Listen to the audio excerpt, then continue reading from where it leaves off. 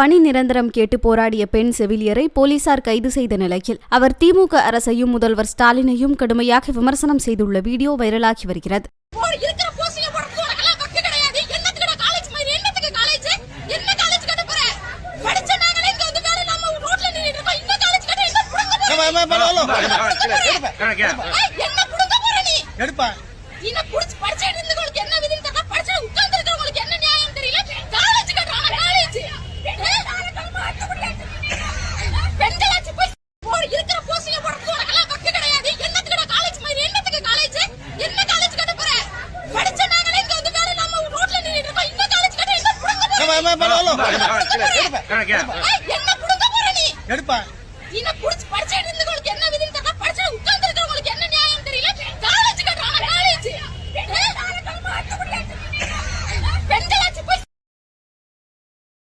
செய்திகளை உள்ளது உள்ளபடி தெரிந்து கொள்ள ரெஃப்ளெக்ட் நியூஸை சப்ஸ்கிரைப் பண்ணுங்க.